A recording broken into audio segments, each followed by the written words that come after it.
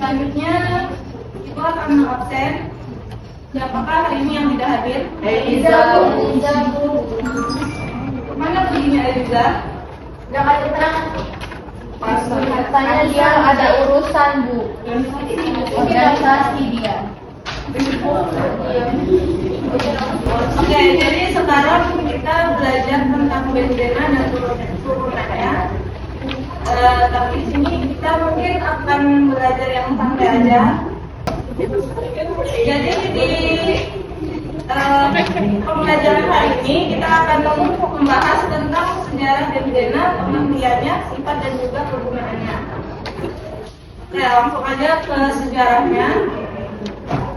Jadi ada seorang ilmuwan yang bernama August Lorenz Kuberge yang dia pada suatu malam itu bermimpi. Beliau melihat sosok ular yang bergerak dan menari-nari. Ketika diperhatikan lebih lama lagi, bagian ekor ular itu menyambung ke kepalanya. Lalu kepalanya itu menuju ke ekornya dan kembali lagi ke kepalanya, berputar tanpa henti seperti layaknya gelang lantai. Beliau juga sempat menceritakan mimpi itu kepada teman-temannya yang ahli kimia, tetapi mereka menganggapnya kalau itu hanyalah mimpi semata, tidak ada hubungannya dengan dunia asli. Tapi Kukulen masih berpikiran dan merasa kalau mimpi itu bukanlah mimpi biasa. Nah, jadi mimpinya itu kurang lebih seperti ini. Karena pada saat itu misteri tentang bagaimana struktur benzena menjadi topik hangat yang belum terpecahkan, Kukulen mencoba mengkaitkan mimpinya dan ternyata itu benar.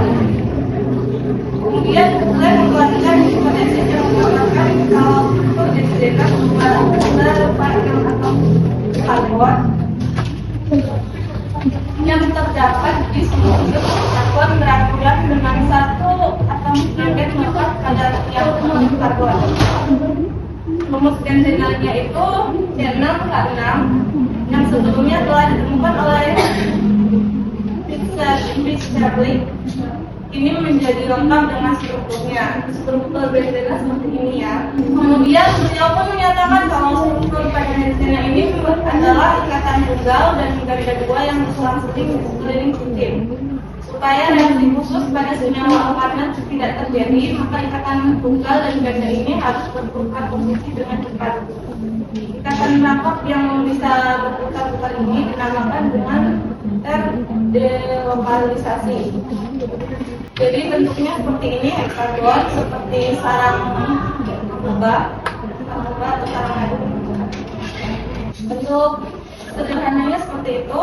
Masih tentang sejarahnya, jadi kalau kita mundur lebih jauh lagi, kita akan menemukan benzena ini dalam sistem perdagangan.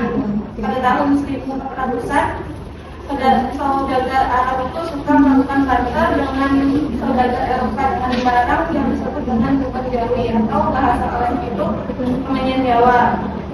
Bukan Jawi ini biasanya digunakan sebagai bahan untuk parfum dan obat-obatan. Lalu karena lidah orang Italia itu, kata lu menghilang menjadi ban Jawa. Sementara orang Prancis menyebutnya sebagai nasjoid yang dibaca dengan kedua, dan orang yang menjadikannya nasjoid. Karena sebagian besar komponennya berasal dari asam benzoin dan karena ilmuwan yang mengeluarkannya ke dalam alkena, maka mereka menambahkannya dengan benzena. Jadi sebenarnya apa sih itu benzena? Jadi benzena ini adalah salah satu komponen dalam zat ini pertama kali ditemukan oleh Michael Faraday pada tahun 1825. Benzena diambil dari residu minyak tanah. Dari residu minyak mentah. Biasanya orang-orang yang tinggal di perkotaan akan lebih terekspos benzena dibandingkan penduduk desa. Baik, selanjutnya kita akan mengenal dengan sifat benzena itu sendiri. Jadi pada suhu ruangan, sifat benzena ini merupakan cairan bening yang memiliki aroma. Benzena bersifat karsinogenik atau menimbulkan sel kanker, mudah menguap dan mudah terbakar. Kalau perhatikan dulu anak-anak. Baik Bu. Kita lanjut ya. Iya Bu. Hal ini disebabkan karena kadar karbon dalam senyawa benzena ini terbilang tinggi, yaitu titik didihnya berada pada suhu 80 derajat Celcius dan titik lelehnya 5,5 derajat Celcius. Dan yang terakhir kita akan bahas tentang kegunaan dari benzena itu sendiri. Kegunaan benzena ini misalnya dalam bidang pertambangan, benzena ada dalam wujud trinitrotoluena atau TNT yang menjadi bahan baku peledak. Dan di bidang kesehatan, misalnya jika kita sedang sakit kepala bagian belakang, kita akan mendapatkan obat sakit kepala yang berupa aspirin yang dibuat dari senyawa turunan benzena di dalam aspirin. Kemudian ada juga karbon yang biasa kita pakai waktu mengepel yang terdapat fenolnya, yang mana senyawa itu merupakan senyawa turunan benzena juga. Selain itu juga parfum yang kita pakai ada benzaldehyde-nya yang laki-laki merupakan senyawa turunan benzena. Kemudian ada pewarna tekstil juga, deterjen. Jadi benzena ini dari minyak bumi dapat diubah-ubah menjadi hal-hal yang bisa kita gunakan dalam kehidupan sehari-hari. Mungkin materinya sampai sini saja. Sampai sini ada yang mau ditanyakan atau tidak? Baik, kalau tidak kita akan lanjut ke tugas. Tugasnya itu tugas berkelompok. Di sini akan membagikan soalnya dan kalian jawab. Kemudian nanti kalian presentasikan oleh perwakilan kelompok kalian saja. Baik, bagus.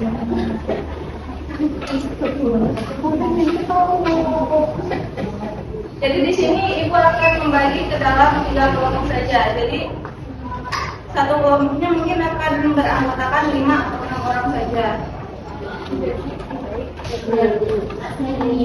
Siap Bu. Science please. Dia saja.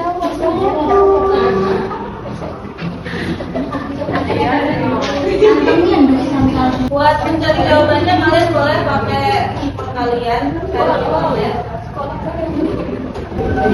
Ibu kasih waktu 5 menit ya untuk jawabnya.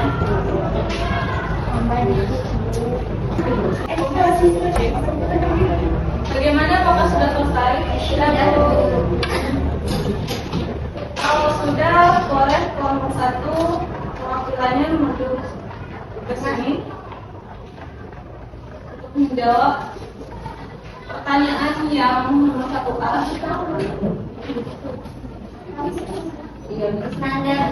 Nanda kelompok.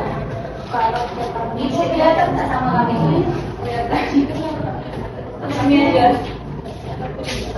Dan untuk kelompok 2 dan 3 mohon disimak jawaban dari temannya karena nanti ada quiz. Quiznya dari jawaban kalian juga. Perkenalkan, nama saya Nanda Yadela. Saya perwakilan dari kelompok 1 ingin menjawab pertanyaan nomor 1. Pertanyaannya yaitu apa sajakah kegunaan senyawa turunan benzena? Yang pertama, obat sakit kepala atau aspirin, parfum, pewarna, dan deterjen. Bagaimana kelompok lain, ada apa yang mau menambahkan? Kayaknya jawabannya ada yang kurang. Di situ kan diminta untuk contoh senyawanya. Jadi senyawanya apa dan kegunaannya apa seperti itu. Bukan salah, tapi kurang tepat.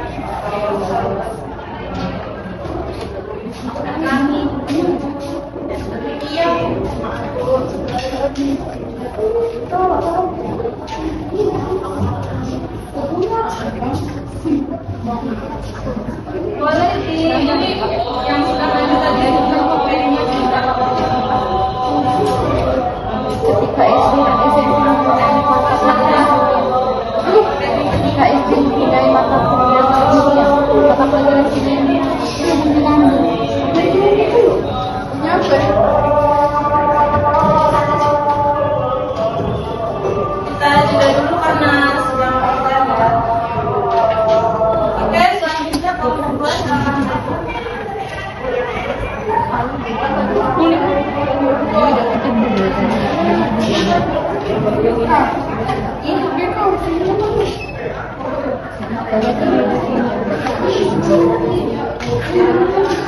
Sampai ujung. Ini di sini tuh.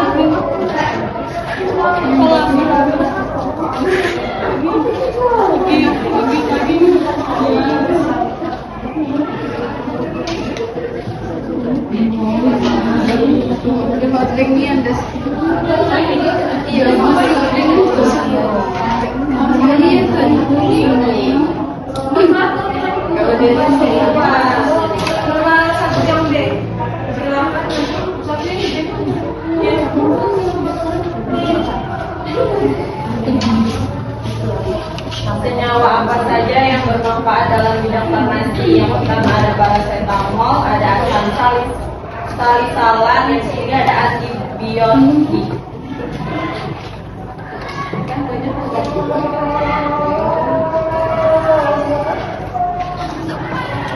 Oke, jawabannya sudah benar, boleh kertasnya ditaruh di meja.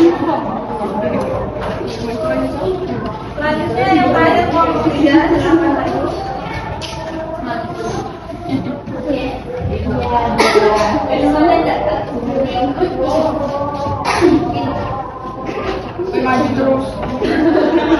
Tadi pertanyaannya yaitu senyawa apa saja yang digunakan sebagai pemanis pengganti gula pada makanan dan minuman. Jawabannya yaitu aspartam,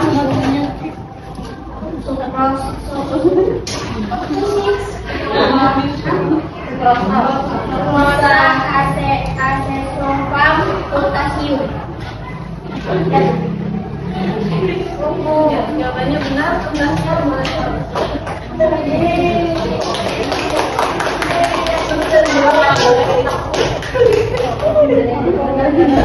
karena kelompok yang sudah maju,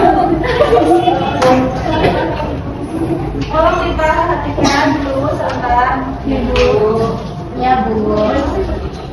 Di sini Ibu ada sedikit tambahan kuis. Jadi siapa yang benar akan dapat bintang dari Ibu. Di sini ada 5 bintang, jadi bintang ini nanti akan menambah nilai dari hasil diskusi kalian. Oke, pertanyaannya, senyawa aspartam termasuk ke dalam senyawa benzena yang termasuk ke dalam bidang apa?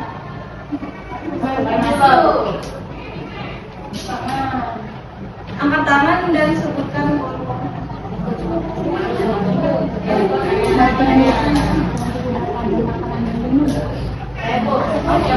Satu. Ya, silakan ini.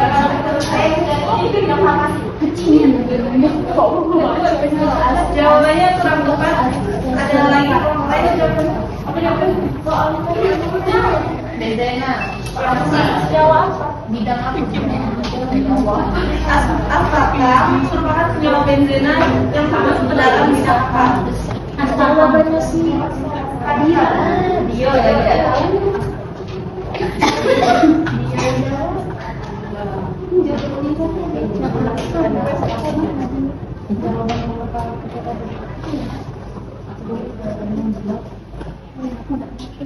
Ada yang bisa jawab?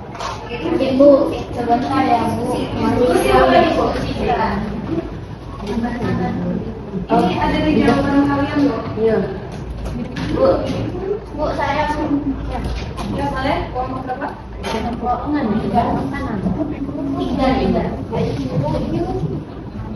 Masuk ke bidang pangan, mungkin makanan. Jadi senyawa aspartam itu termasuk ke dalam jenis pemanis buatan rendah kalori. Iya betul. Jadi aspartam ini masuk ke dalam bidang pangan.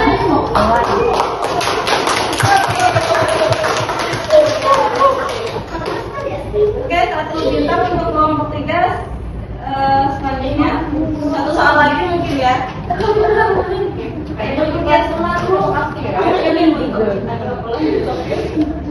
Dan jadi karena mengingat waktu sedikit lagi bentar selesai lagi. Waktu sebentar Baik. Jadi saya akan mengasih soal terus saja. Baik, Ibu.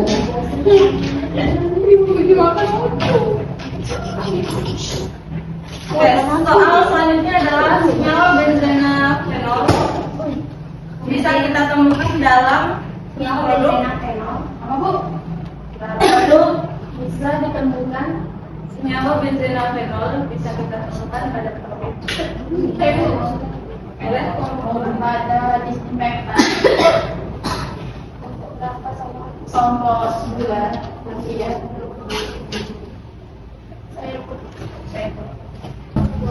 Oke, jadi benar senyawa fenol bisa ditemukan dalam disinfektan atau bisa juga sebagai untuk pemakaian lantai. Baik, kita untuk produk kedua.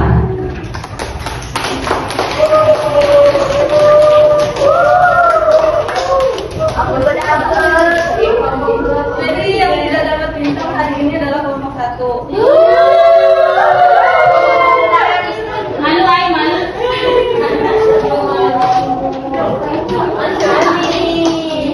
Ini akan ibu nilai beserta tambahan bintang tadi.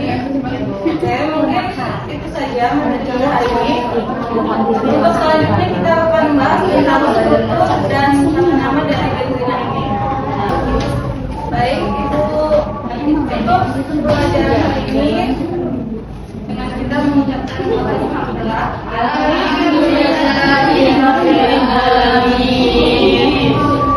Apabila ibadah salah kata mohon dimaafkan.